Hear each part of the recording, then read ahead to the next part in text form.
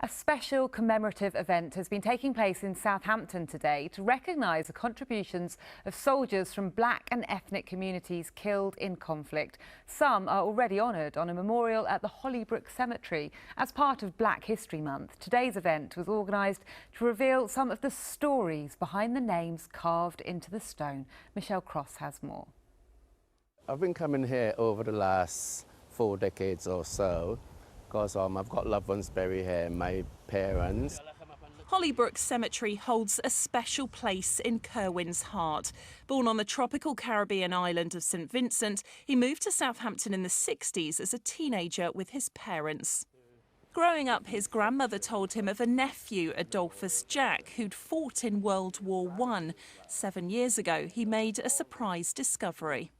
I came to Hollybrook Cemetery, as I usually would do most Sundays or during the week, and I couldn't get through the gates because there was lots of people around, military uniform, normal clothing. And whilst I'm there looking around and taking photos of everything, a gentleman said to me, "I guess you're here for the Commonwealth West Indies Regiment soldiers."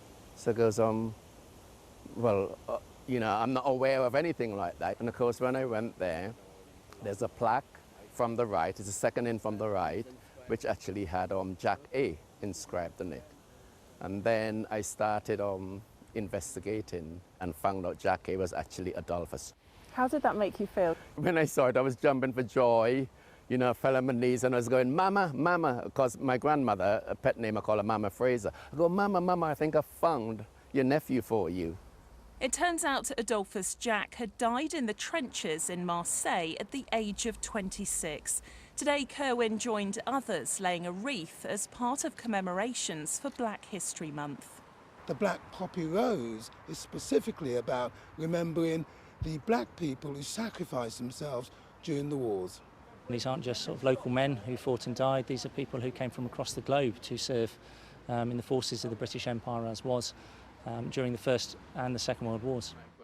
Kerwin's now writing about his ancestry in a book in the hope his newfound stories will never be forgotten. Michelle Cross, BBC South Today, Southampton.